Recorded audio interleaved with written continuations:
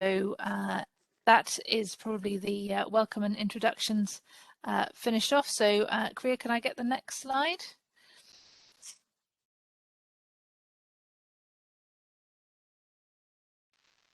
Great.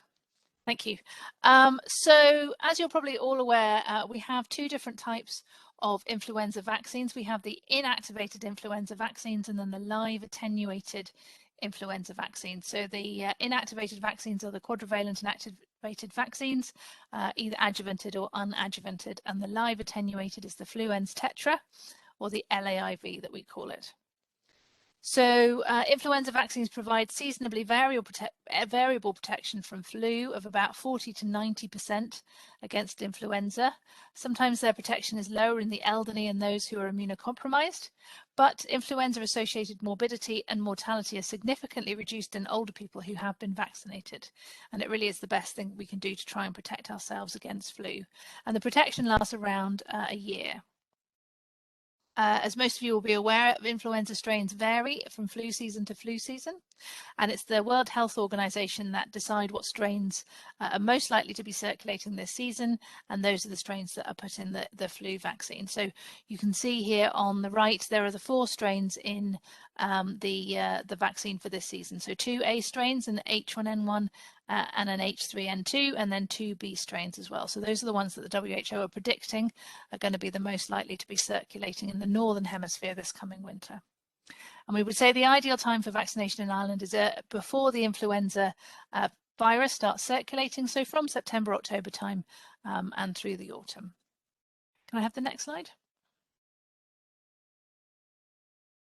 So this season, we're going to have 3 different flu vaccines on offer. So we'll have the quadrivalent and activated vaccine manufactured by Sanofi Pasteur, and that can be given from children from 6 months to 23 months of age, and from adults from 18 to 64 years with chronic medical conditions, pregnant women, healthcare workers, and carers. So that's the vaccine that we had last year and in some previous seasons as well. This year, we're having a new flu vaccine as well, the Adjuvanted Quadrivalent Inactivated Influenza Vaccine, or aQIV, which is called Flu Ad Tetra, and that's manufactured by Seqirus. That's for people aged 65 years and over, and that's been used in several countries before, including the United Kingdom for a few years. And then again, for this year, this is our second season, we'll have the Influenza tetra, the nasal spray, the live attenuated vaccine by AstraZeneca for children aged 2 to 17 years. We're going to go through these vaccines in more detail during the presentation, and as always, you'll be able to find the patient information leaflet and the summary of product characteristics on the HPRA website. Next slide, please.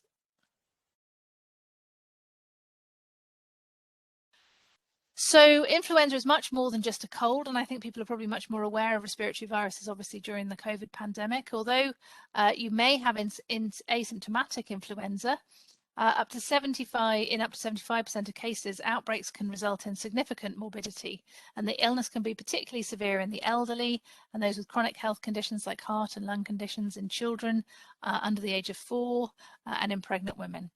And 80 to 90% of reported deaths from influenza occur in the elderly, sometimes from secondary bacterial infections, but also from exacerbations of underlying disease like COPD or cardiac disease.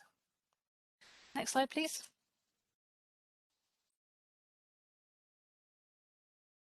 So we know that having the flu vaccine every year is very important. People can remember back in 2017-18, which was a particularly severe flu season in Ireland.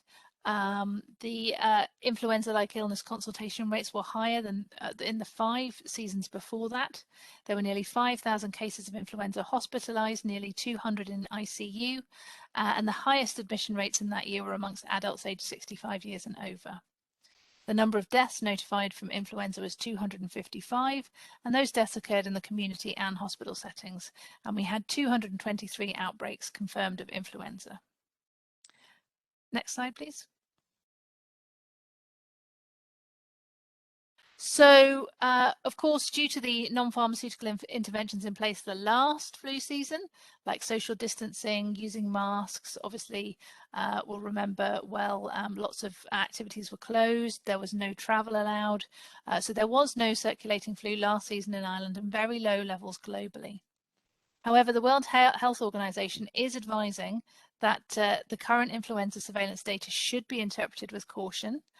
There might be a reduced population immunity to flu this season, leading us all to be more susceptible because none of us were exposed to flu last year. And also, obviously, now we're relaxing our non-pharmaceutical interventions. There is international travel. There may well be a rebounding in flu as well as COVID-19 cases, which could put a very significant strain on our health and social care system. So it's very important this year to continue to make sure we have very high levels of flu vaccine uptake, because the flu vaccine is the best protection we have against the flu. That's the end of my introduction, and we're going to move on to Dr. Aparna Keegan, who is one of our new specialists in public health medicine, who's going to talk to you about the adjuvanted quadrivalent influenza vaccine. Thank you, Lucy. So as Lucy mentioned, I'll be talking about the aQIV. I'll be leading you through a little bit about the aQIV, its contraindications and its precautions. So firstly, a little bit of a background. So people aged 65 and over are more at risk of severe illness, hospitalization, or death from flu. As we get older, our immune system may not respond to vaccines to the same extent. Therefore, the aQIV vaccine called Fluad Tetra is being offered to adults aged 65 and over, and this is the first year that it's been available in Ireland. Adjuvants are substances added to vaccines to help generate a greater, broader and longer immune response, and adjuvants have been added to many vaccines for many years to improve their effectiveness. The particular adjuvant used in Fluad Tetra is called MF59. This is a squalene-based adjuvant. Squalene oil is a natural oil that's found in humans, plants and animals. Next slide, please. There are many reasons why older adults are disproportionately impacted by flu. So vaccine effectiveness, especially against some strains, for example, the H3N2, might be low in older adults. There's also age-related decline in the immune system function. And lastly, the match between the vaccine strains and circulating strains may be mismatched, therefore reducing the vaccine efficacy as well. So all of these three factors means that we need vaccines that are capable of a broader immune response to protect this high-risk group against flu. Next slide, please. This slide touches on the age-related decline in immune system function I referred to earlier on. It's called immunosenescence. So as individuals get older, the amount of naive T cells in the body drops, resulting in a lower immune function. Although we have more memory T cells, our immune response to new pathogens such as the flu virus reduces. Next slide, please. What this means is that with waning immunity with age and with increasing comorbidities as we get older, you're more susceptible to flu and severe flu at that. And combine that with a reduced immune response to infection and vaccination means there's a double threat of increased risk of hospitalization, which in turn can increase the risk of disability, lowering the quality of life and increase mortality rate as well. Next slide, please. So one way to tackle this age-related decline in immune response is to add an adjuvant, or the other way is also to increase the amount of antigen, for example, high-dose flu vaccines. Next slide, please. So I wanted to share with you the immunogenicity data for Fluad Tetra. So immunogenicity means its ability to provoke an immune response. This is the data from the SMPC, or the Summary of Product Characteristics, comparing the adjuvanted quadrivalent vaccine to the adjuvanted trivalent vaccine. In clinical trials, the adjuvanted quadrivalent flu vaccine is non-inferior to the adjuvanted trivalent version, which contains the 3 strains, as the name refers, and is superior to the alternate B strain that's not included in the trivalent version. And it's also including that the additional B strain does not compromise the immunogenicity of the other strains, hence why the quadrivalent formula was preferred this season. Next slide, please. The product information also shows data comparing the adjuvanted trivalent vaccine with the non-adjuvanted trivalent vaccine. So this is comparing the trivalent version of Fluad Tetra, which is called Fluad, with the standard dose trivalent vaccine. This is relevant to this information on Fluad Tetra as the manufacturing processes are similar and they have overlapping compositions as well. This data shows that the adjuvanted vaccines produce higher antibody levels. There's also increased cross-protective antibodies against similar mismatched strains. There's also longer persistence of antibodies and increased immune response in the elderly. Adding the MF59 adjuvant increases the magnitude, the breadth, and also extends the duration of immune protection corresponding to when compared with non-adjuvanted standard dose flu vaccine. Next slide, please. It's not just immunogenicity data, but also safety of vaccines. That's important. So when the Fluad Tetra vaccine was evaluated in over 4,000 participants and older adults aged 65 and over, in the week after vaccination, most of the symptoms reported were mild or moderate, and they resolved within 3 days. And the most common ones reported really are injection site pain, fatigue, and headache. Next slide, please. This is with regards to effectiveness studies. So effectiveness studies were not done for Fluad Tetra itself, but they were done for Fluad, which, as you remember, as I mentioned, is a trivalent version. As mentioned before as well, this is important because they're very similar in composition and the manufacturer's processes are similar as well. So hence why the effectiveness data for Fluad is relevant here. The observational effectiveness study for Fluad showed that there's a 25% reduction in hospitalization compared to the trivalent version, and a 63% vaccine effectiveness for Fluad when compared with the 58% vaccine effectiveness for the standard dose and trivalent version. So slightly increased vaccine effectiveness. Next slide, please. Next, we'll discuss the dose and administration of Fluad Tetra. This vaccine is only licensed for those aged 65 and over. It comes as a suspension for injection in pre-filled syringes as boxes of 10. Gently shake before use. After shaking, the normal appearance of the vaccine is a milky white suspension. Visually inspect the contents of each of the pre-filled syringes for particulate matter and or variation in appearance prior to administration. If either of these conditions are observed, do not administer the vaccine. The dose is 0.5 mils, and this is given by intramuscular injection, either into the anterior lateral thigh or into the deltoid muscle. Just to remember, only one dose of Fluad Tetra vaccine is recommended per season, regardless of underlying medical conditions. So only one dose is required for those aged 65 and over. Next slide, please. So the contraindications to Fluad Tetra include anaphylaxis following a previous dose of influenza vaccine or any of its constituents. One of the constituents is polysorbate 80, which is used as part of the adjuvant. You should read the manufacturer's summary of product characteristics to see a full list of ingredients. Another contraindication is for those with severe neutropenia. They should not receive any vaccines to avoid acute vaccine-related febrile episodes. And patients on combination checkpoint inhibitors should not receive any influenza vaccine because of the potential association with immune-related adverse reactions. Next slide, please. With regards to the precautions with Fluad Tetra, those with an acute severe febrile illness, vaccination should be deferred until recovery. We get a lot of questions about egg allergy, and it should be noted that the adjuvanted aQIV, Fluad Tetra, has an ovalbumin content equal to or less than 1 microgram per dose. Previous slide, please. Thank you. Those with a confirmed egg allergy or egg anaphylaxis can be given this influenza vaccine in primary care or with a school setting, with the exception of those who have required admission to ICU for a previous severe anaphylaxis to egg. Those requiring a non-live influenza vaccine who've had a previous ICU admission for a severe anaphylaxis to egg should be referred for specialist assessment with regards to vaccine administration in hospital. I'll now hand over the presentation to my colleague Chantal Migone, who's another specialist in public health in the NIO. Thanks, Chantal. Thanks, Aparna. So I'm going to talk about the vaccine that we're used to from previous seasons, which is the inactivated quadrivalent influenza vaccine. So the vaccine, you can see the box there, it's licensed for those aged 6 months and older, and it comes in pre-filled syringes in boxes of 10. And the dose is 0.5 mils given intramuscularly, either in the deltoid muscle or in children under 3 years of age in the anterolateral thigh.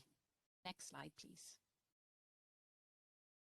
So the majority of people require 1 dose of the vaccine in each influenza season, but there are some people who may need 2 doses of the vaccine.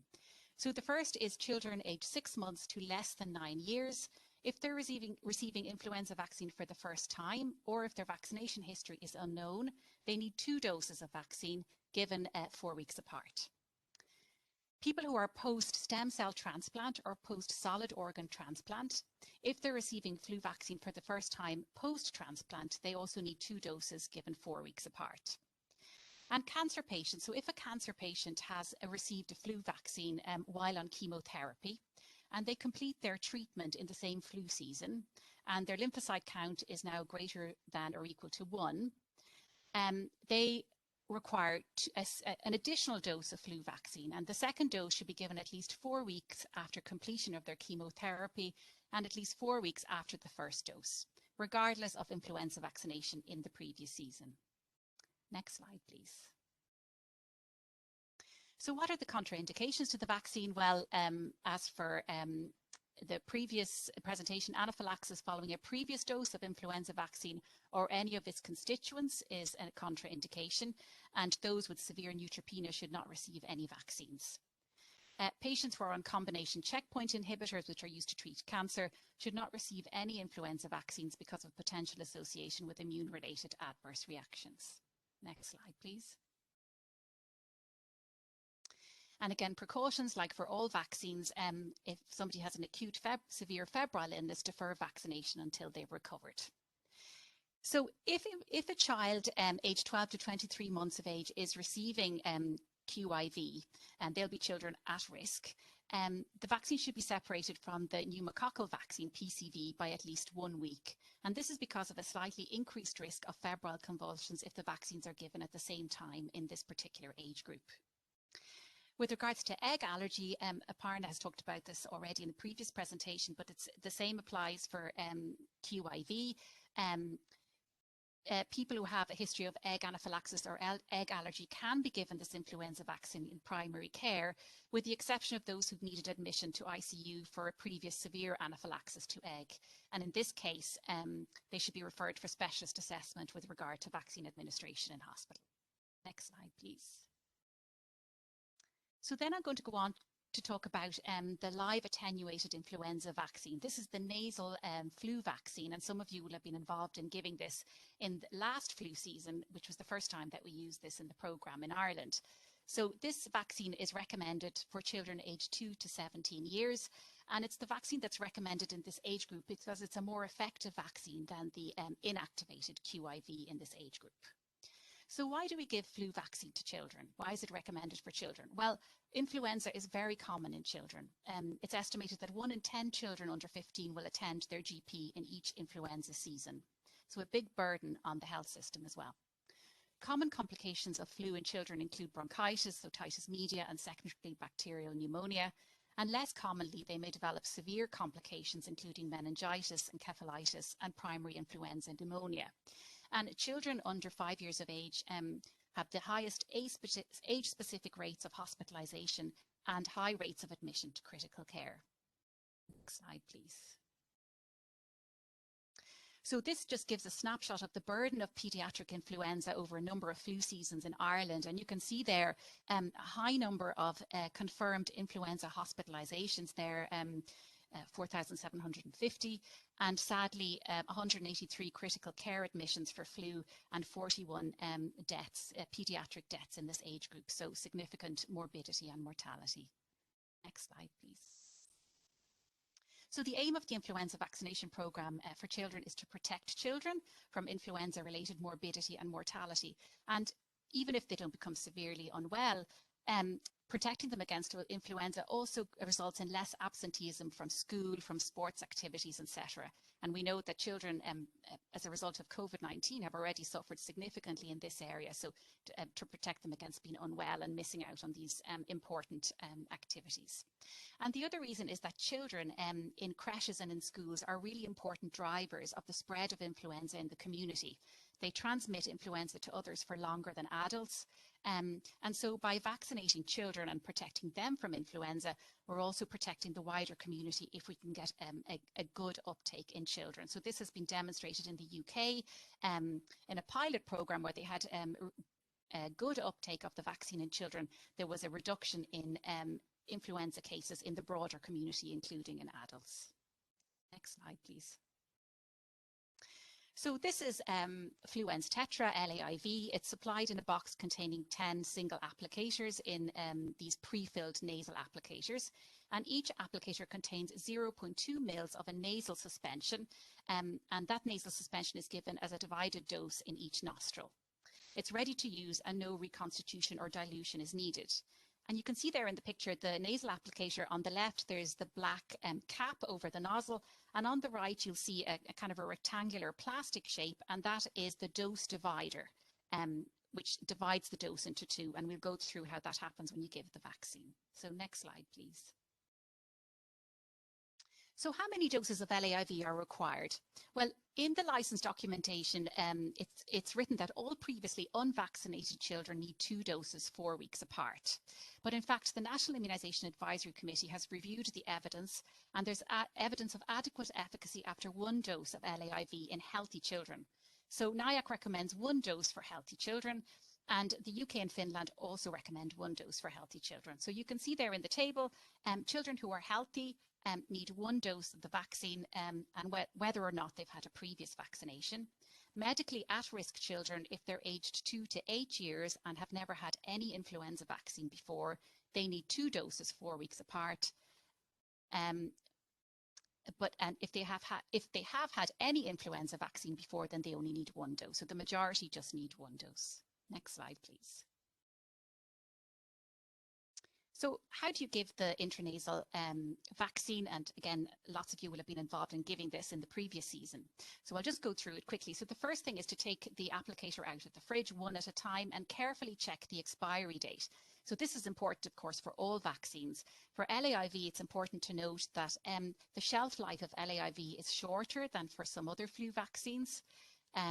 And also the expiry date may not be the last day of the month. So just check that carefully, because we're used to seeing the expiry date as the last date of the month for many vaccines. Then remove the nozzle tip protector, that's the black cap that you saw in the picture there, but don't remove the dose divider clip. Then place the tip of the applicator in the right nostril. The child should be sitting upright and with their head slightly tilted back. And advise the child to breathe normally. They don't need to inhale or sniff or anything like that. They can breathe away as usual. Next slide, please. So then you depress the plunger, and the dose divider clip prevents further administration. So when that happens, then remove the dose divider clip from the applicator, insert the applicator in the left nostril, and then depress the plunger until all the vaccine has been given. Then dispose the nasal applicator in the sharps bin and record the administration of the vaccine. Next slide, please. So what are the contraindications to LAIV? Well, anaphylaxis following a previous dose of influenza vaccine or any constituents is a contraindication. And as before, those with severe neutropenia shouldn't receive the vaccine. Those on combination checkpoint inhibitors also shouldn't receive the vaccine. We've got to get a lot of questions about asthma. So the majority of children with asthma should get LAIV. It's obviously very important for them to be protected against flu. If a child has severe asthma and is on regular oral steroids, or if they've had a previous ICU or critical care admission for asthma, advice should be sought from the treating physician before giving the vaccine. And if a child has had an acute exacerbation of symptoms with increased wheezing or an additional bronchodilator treatment in the last 72 hours, they shouldn't get the vaccine. Next slide, please. There's also significant immunosuppression due to disease or treatment as a contraindication. And if you look at the NIAC guidelines, they give a detailed list of what constitutes significant immunosuppression. Children who live with a severely immunosuppressed person shouldn't get the vaccine. And we got a lot of questions about this in the last flu season. So that's children who are living with somebody who's severely immunosuppressed as a result of a stem cell transplant, and they're in isolation because of this. So this is as a precaution, they shouldn't get the vaccine. But children who are living with other people who may be immunosuppressed, for example, somebody who's on high dose steroids, they can get the vaccine. So it's very specific if they're living with somebody severely immunosuppressed in these circumstances. Other contraindications include concomitant use of aspirin. If somebody is taking influenza antiviral medications within the previous 48 hours, the vaccine won't work. So it's advised not to give the vaccine. Pregnancy, those post-cochlear implant, consult with a relevant specialist. or those with a cranial CSF leak. And if QIV or if LAIV is contraindicated, then QIV should be given provided there are no contraindications. Next slide, please. So the following are not contraindications to LAIV: asymptomatic HIV infection and children receiving topical or inhaled steroids, low-dose systemic steroids, or replacement therapy, corticosteroids, for example, for adrenal insufficiency. Next slide, please. So what about the precautions? Well, like with any vaccine, vaccination should be deferred until recovery from an acute severe febrile illness.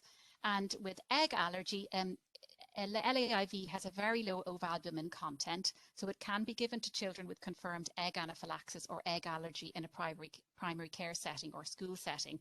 And the exception is children who have required ICU or critical care admission for a previous severe anaphylaxis to egg. They should be given LAIV in hospital. And LAIV is the preferred vaccine for children who have needed ICU admission for a previous severe anaphylaxis to egg, because the intranasal route is less likely to cause systemic reactions, but it should be given in a hospital setting. Next slide, please. So after vaccination, paracetamol or ibuprofen can be given for common side effects, and avoid aspirin and salicylates and influenza antiviral medication. Next slide, please. And that's the end of my presentation. So I'm going to pass you back to Aparna, who's going to talk about the recommended groups for flu vaccine, who's included and who's not. Thanks, Chantal. Next slide, please.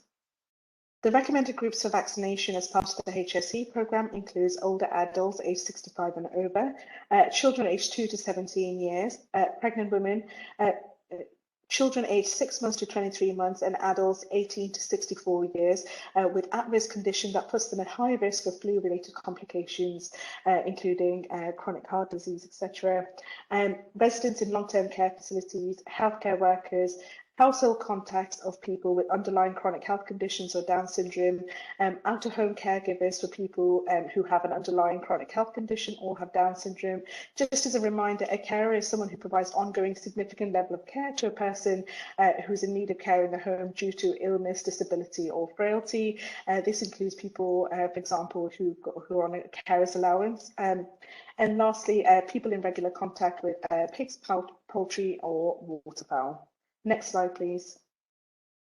So just wanted to go through a few more groups in detail who have recommended the flu vaccine, which touched upon older adults and the importance of the flu vaccine in that group. And Chantal mentioned about the children and the importance of the flu vaccine in that group in particular as well. So next, I wanted to touch a little bit on pregnant women and the importance of flu vaccine in this group, because the flu vaccine really does protect women during and after pregnancy, and pregnancy increases the risk of complications from flu due to the alterations in the heart rate, the lung capacity and your immunological function as well. It's estimated that the immunization could prevent 1 to 2 hospitalizations per 1,000 pregnant women who have been vaccinated. And flu in pregnancy is associated with miscarriage, premature birth and reduced fetal growth in stillbirth. And we in public health know that premature birth in particular can lead to long-term medical and social consequences as well. And vaccination during pregnancy provides passive immunity to the infants in the first 6 months of life, when babies are too young to receive the flu vaccine. And infants under 6 months of age have the highest rate of hospitalization and death from flu. And it's worth noting that the only recommended flu vaccine for pregnant women is the quadrivalent influenza vaccine split viral inactivated.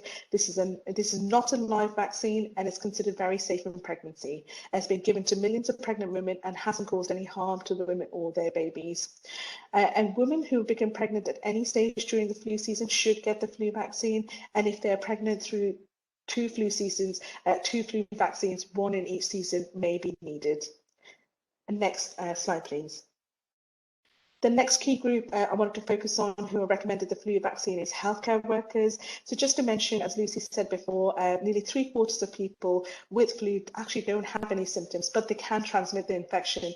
This means that healthcare workers can spread infection when they have no symptoms to vulnerable people. And healthcare staff are up to 10 times more likely to get flu compared to the general population. And it's estimated that at least 1/5 of healthcare workers are infected with flu each year, and many continue to work in spite of being ill, which increases the risk of spread of flu to their colleagues and patients. And it's worth noting that during hospitalization, patients in general are 5 to 35 times more likely to acquire flu if exposed to infected patients or to infected healthcare workers. It's been studies have shown that institutions with high levels of healthcare worker immunization in Europe have shown reduced rates of influenza-like illnesses, hospitalization and death from flu in the elderly, and a reduction in healthcare worker sick leave as well. And flu vaccine is recommended for all of those working in healthcare settings. Next slide, please. So next, I'm going to hand over to Lucy to talk a little bit about the COVID vaccines and the flu vaccine. Thanks, Lucy. Okay, thank you. Can I get the next slide? So I suppose it's important to remember, obviously, we are in the throes of the COVID-19 vaccine program, which has been going extremely well. But the flu vaccine and the COVID vaccines are obviously different. Last year, when we didn't have a COVID vaccine at all, a lot of people were wanting the flu vaccine, some of them for the first time. Possibly because they felt maybe it might help protect them against COVID-19. Of course, the flu vaccine doesn't protect you against COVID-19, but it is extremely important for everybody who's eligible to get the flu vaccine, as well as people getting the COVID-19 vaccine, because the flu and the COVID-19 are, of course, different viruses. Both of them, however, can cause serious illnesses and hospitalizations. And as we all know, it can be very difficult to tell the difference between the symptoms of flu and COVID-19. So it's important that we encourage people to be protected against both the viruses. The National Immunisation Advisory Committee advises that other vaccines, including flu vaccines, can be given with COVID-19 vaccines at the same time, on the same day, or at any interval. So be that one day or several days afterwards. You don't need to leave a particular interval between the COVID-19 vaccine and any other vaccine. If you are giving other vaccines at the same time as COVID-19 vaccine, it is preferable to give them in different limbs. And if that's not possible, that would be the same advice as we would always give, which is to give them in the same limb at least 2.5 centimeters apart. Of course, there's a lot of debate around the booster shots in terms of COVID-19, but that's something that we don't have any definitive information about yet. So the flu vaccine program will go ahead as planned. I think it may have been in the public domain a little while ago about possibly putting the flu and the COVID-19 vaccines together. But as it is at the moment, we don't have information around COVID-19 booster vaccines. So the flu program will go ahead. And if there is any other information in the future, obviously, we will be letting everybody know in terms of that if there are any changes. But at the moment, we are just talking about the flu vaccine program in this seminar. Thank you. So next slide, please. So I'm going to pass you over to Dr. Alice Quinn, who is a Senior Medical Officer at the National Immunisation Office, and she's just going to talk briefly about the available resources to help you. I'm just going to go through the information resources available to you on the influenza vaccine, and I'll signpost you to where you can find these resources and update you on what's new and what's changed since last year. So NIO guidelines are published in Chapter 11 on www.immunisation.ie in the National Immunisation Guidelines. And there's a wealth of information there on the influenza vaccine in Ireland for this flu season. If you've read it before, just to let you know that the chapter was recently updated to include information on the aQIV, the precautions for it, the definition of a carer, and how COVID-19 vaccinations can be given at the same time. I'm also going to direct you to WWHPRA, which is the website where you'll find the summary of product characteristics for each of these vaccines and also the patient information for each vaccine. Then on www.hse.ie/flu, you'll find another wealth of resources for your patients and also for yourself. And I'll go through in a bit more detail about those now. Next slide, Kriya. For further resources, you can log on to HSE Land, and what we have new there this year is a webinar that is on the quadrivalent influenza vaccine and also the new adjuvanted quadrivalent influenza vaccine. So if you go on to www.hseland.ie and you can register there, you will find the new quadrivalent influenza vaccine along with the previous LAIV one. In the course catalogues, you look at the clinical skills section And we now have a new National Immunisation Office catalogue with the 3 influenza vaccines are covered there. And also you will find at www.hsc/flu.ie lots of leaflets and posters, information for your patients, including easy read guides, information for children, pregnant women, and also a new leaflet that covers the over 65 and over aQIV vaccine. And there are also posters to print out. I'll draw your attention to the algorithm that you can see in the middle there. And it's useful to have when you're giving flu vaccines. It tells you what to give for each age group and how many doses are required. If you just need a quick reference to something, then this is the document to use. So we also take queries all the time on vaccines, and you're very welcome to send any queries if you can't find it answered among these resources. I'll just signpost you first to a frequently asked question document for all the vaccines, and for healthcare workers there's also a video link to a flu vaccine video called Lifesavers for the flu. And then I'm just going to talk briefly about the communication plan for the flu season. So it's going to have a 3-pronged approach, focusing on promoting the new adjuvanted flu vaccine for the 65s and over, and also promoting the nasal flu vaccine for children, which was introduced last year for the 2 and extended to 18-year-old, up under 18-year-olds.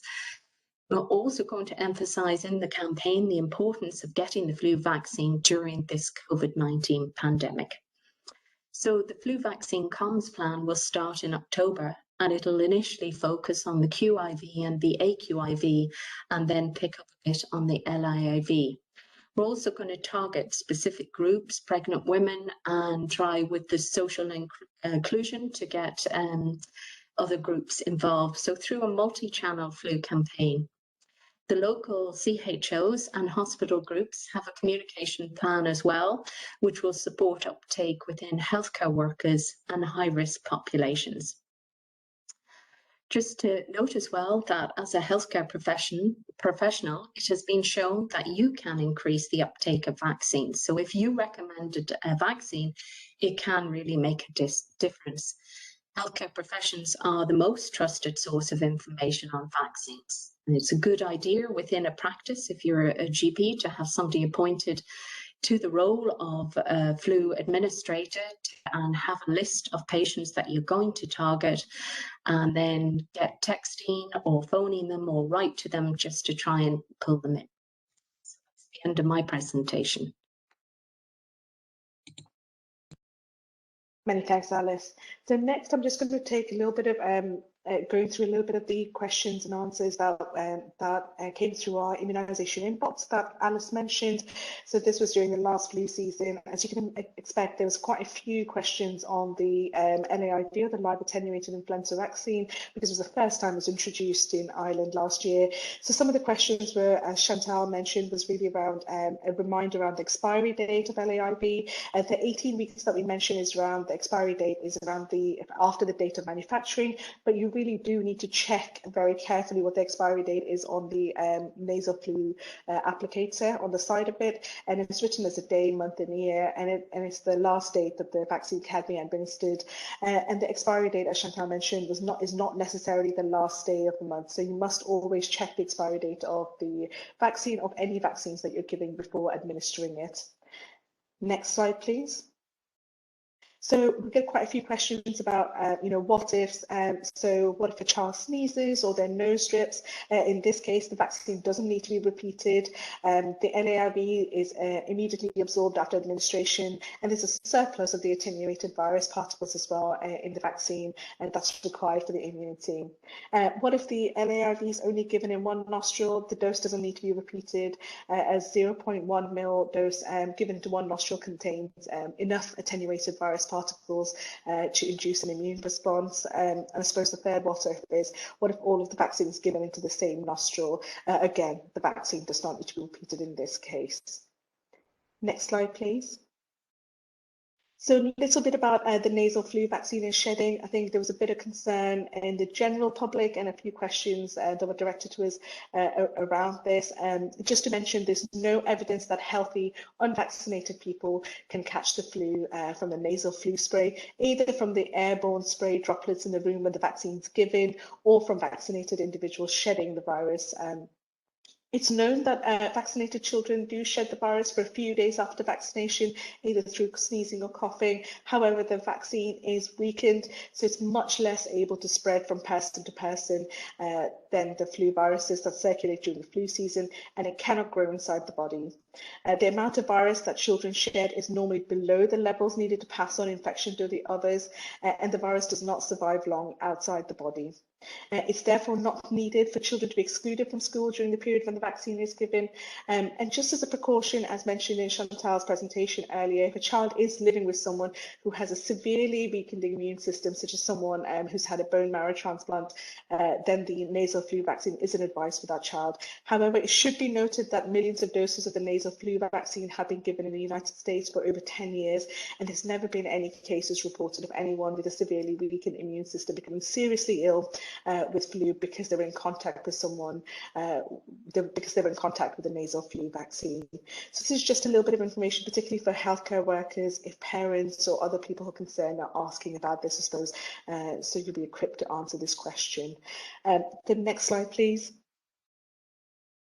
So just a little bit about what the meaning of live attenuated vaccine means. So the nasal flu vaccine is a live attenuated vaccine. The word attenuated really talks about the fact that the vaccine is made with influenza viruses that are weakened, so they can't cause flu infection.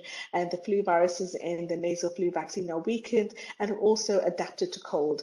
And because the viruses are weakened, they can't cause flu infection. And because the virus is also adapted to cold, they can't infect the lungs and other parts of the body that are naturally at higher temperatures. Again, just a bit of a good one to have in when talking to parents, I suppose. Next slide, please. Another common question that we get asked is about the recommended vaccines by age and what happens if you give another vaccine, I suppose. So just to kind of mention that the QIV is recommended for children aged 6 months to less than 2 years who are in a medically at-risk group.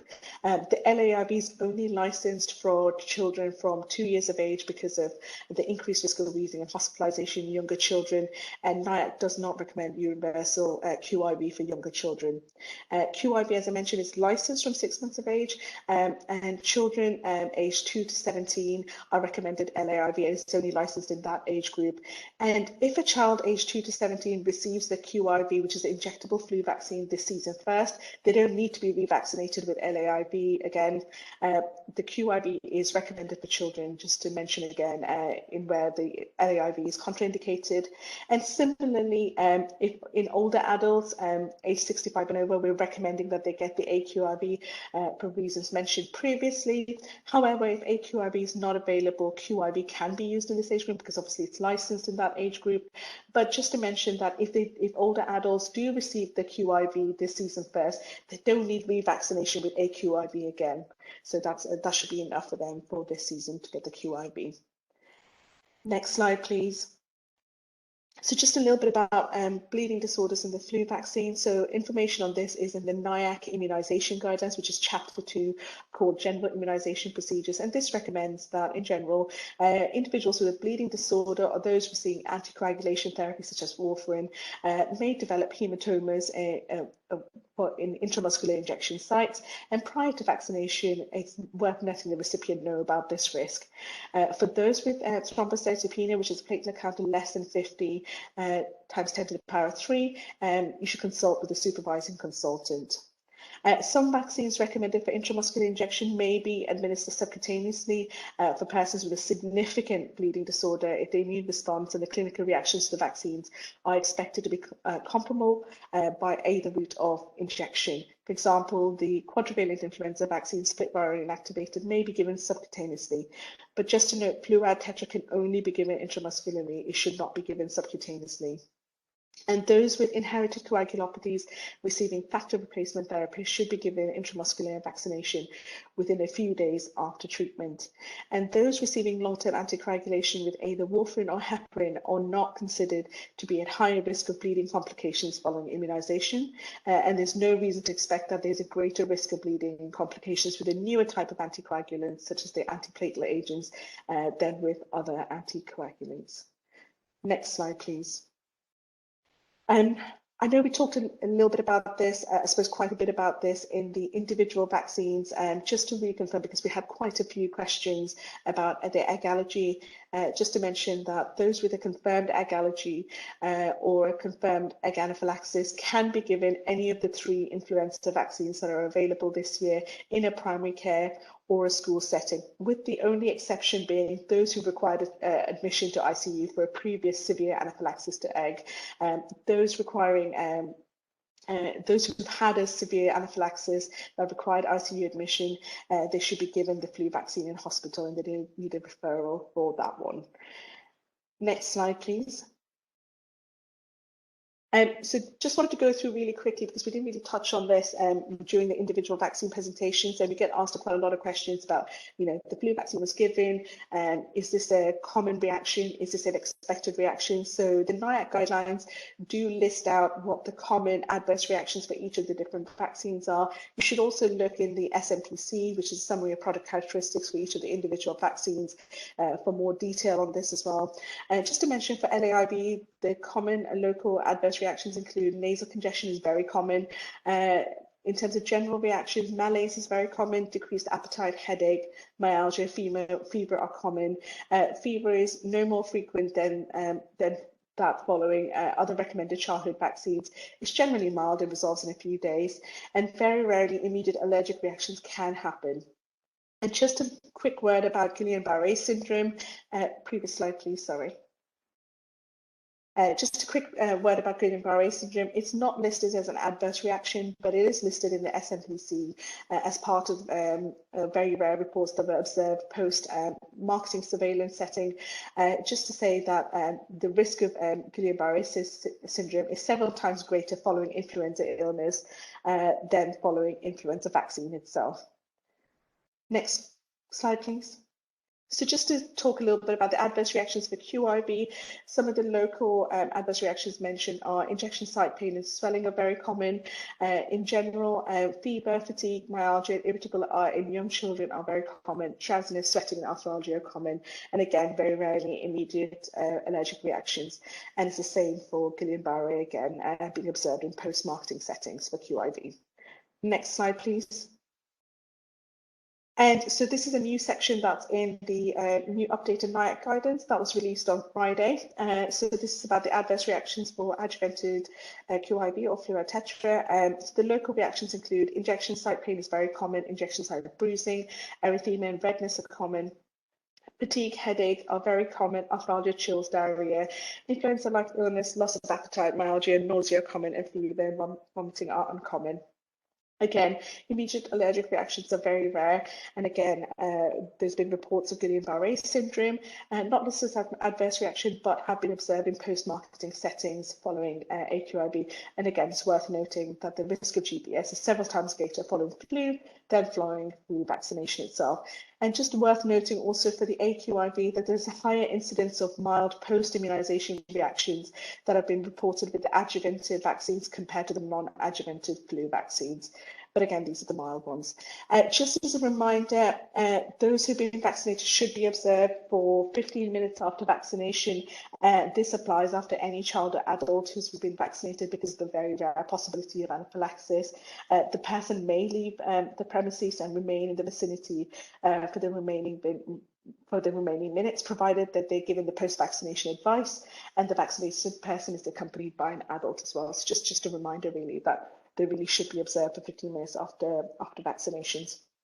And the availability of protocols, equipment and drugs necessary for the management of anaphylaxis should be checked before any vaccination session. That's good practice. And also post-vaccination advice should be given to the person. So possibility of adverse reaction, and to report any adverse reaction to the HPRA or to yourselves as well. And it takes around 2 weeks after vaccination to have protection against flu. And also just a reminder to them that there's still a chance they may get flu, so it's important to follow the public health advice. Next slide, please. And just a really quick one about co-administration, so I'm not going to talk about it in too much detail as Lucy touched upon it, but I thought it's worth mentioning again in the commonly asked questions, particularly around LAIV, because we just asked quite a lot of questions about it being a live attenuated vaccine. The LAIV can be given at the same time or at any time before or after any other live or non-live vaccine. And just as a reminder, co-administration of all flu vaccines and other vaccines, including COVID-19 vaccines, may be administered at the same time or any interval. And just to say, the only exception to this, as Chantal talked about earlier, was with regards to aQIV and the pneumococcal conjugate vaccine for children aged 12 to 23 months. It should be separated by 1 week due to the slightly increased risk of febrile convulsions in that age group. Who attended, and thank you to the presenters and the speakers, and as Aparna says, we'll make the slides available, and also the CPD certificates, which hopefully be issuing by the end of the week. So thanks very much.